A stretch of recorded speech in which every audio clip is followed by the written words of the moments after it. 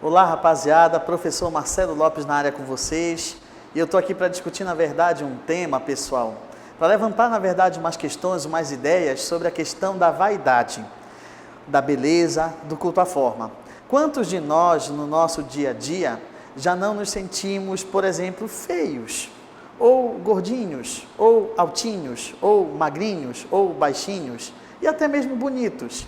A questão, pessoal, é que quando essas características são levadas ao extremo, elas podem muitas vezes colocar o ser humano, todos nós, numa situação quase que patológica. E tratar desses assuntos é importante não só para a vida, como para um tema de redação. Então, vem comigo. Pessoal, cuidar, na verdade, da questão da vaidade, da beleza humana, num tema de redação, pede necessariamente que, como repertório sociocultural produtivo, você mencione, por exemplo, o mito de Narciso, que, segundo a mitologia clássica, a mitologia grega, foi considerado o homem mais bonito não só do seu tempo, como de todos os tempos. Não houve, desde Narciso, um homem que pudesse se aproximar, na verdade, da beleza que ele detinha. E como nós sabemos, Narciso, seduzido pela própria beleza, acabou mergulhando num rio, porque viu o próprio rosto, que ele não sabia ser o dele mesmo, refletido no espelho d'água de um rio. Ele pulou e acabou se afogando, e reza o mito que Narciso está até hoje nas profundezas do Hades, correndo atrás daquela beleza que ele não sabia ser dele mesmo.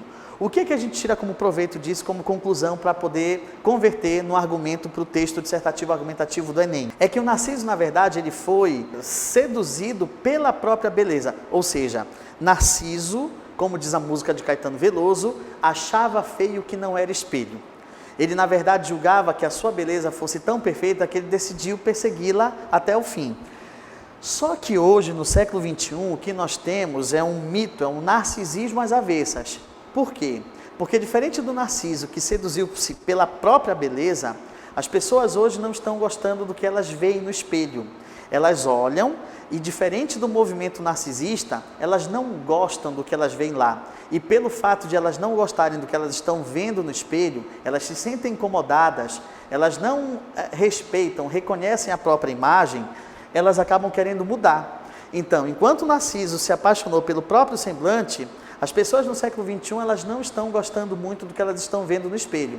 Por isso a necessidade de trocar, por isso a necessidade de tantos implantes, de tantas cirurgias, e que, a julgar pelo raciocínio contrário, o Brasil ele tem acatado com muito mais efervescência esse tipo de comportamento.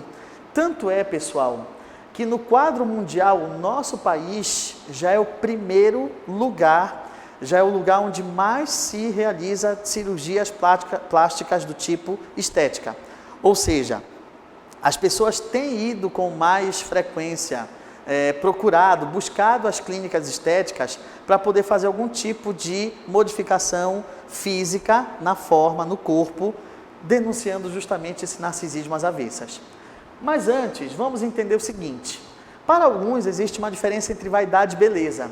A vaidade seria entendida como um meio, o caminho, os recursos que eu adoto para que eu me sinta mais bonito, que seria então a beleza, o fim. Vaidade seria o meio, a finalidade, o fim, o objetivo final seria a beleza. Nesse quesito, a pergunta não é quem se acharia bonito, mas quem se acharia vaidoso, ou seja, o limite que você está condicionado a adotar para que você se sinta muito mais bonito. Ou seja, eu quero ser mais bonito, e o que eu estou disposto a fazer enquanto vaidoso para poder ficar mais bonito? Será que eu tenho coragem, por exemplo, de me matricular numa academia apenas, fazer uma dieta?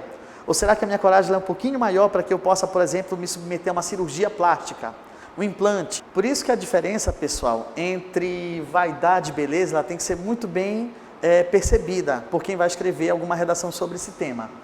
Então, a vaidade seria o meio e a beleza seria o fim, o que eu estou disposto a fazer para que eu possa ficar mais bonito.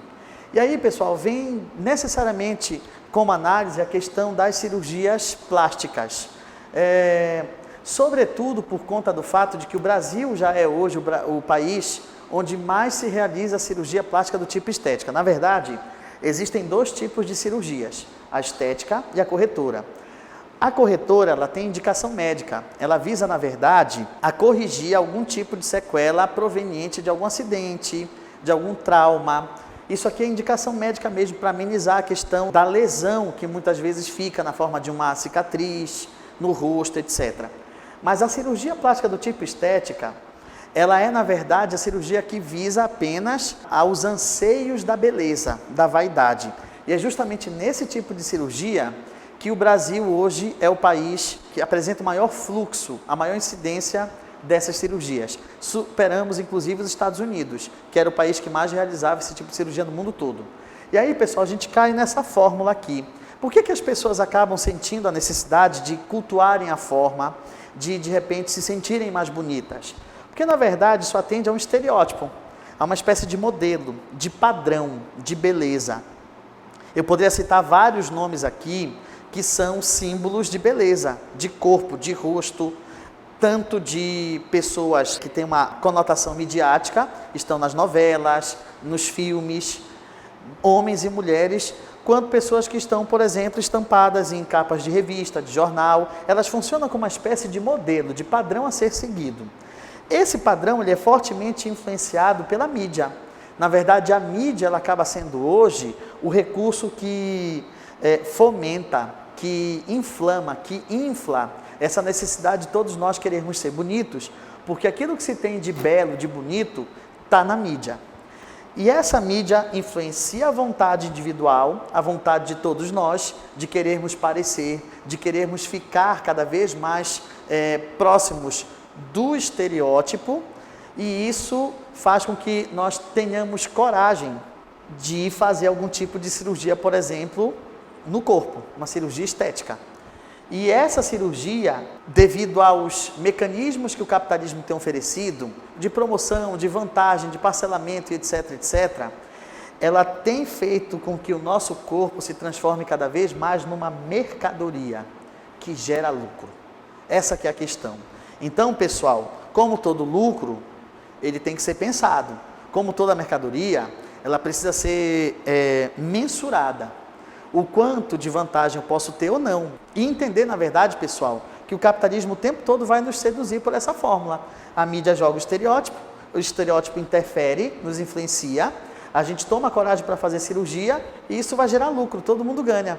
Ninguém é proibido de querer ficar mais bonito. O que se sugeriria num tema como esse é que o aluno escrevesse com uma relativa responsabilidade na seguinte questão: que nós sejamos e que nós façamos as nossas cirurgias plásticas sim, que nós adotemos o procedimento para querer ficar mais bonito, mas que esse procedimento seja feito com responsabilidade, porque existe um sem número de casos de pessoas que acabaram entregando a própria vida na mão de pessoas irresponsáveis, profissionais não tão bem preparados e que acabaram causando sequelas assim, no afã de querer ficar mais bonito, ficaram horrorosos e isso é muito complicado.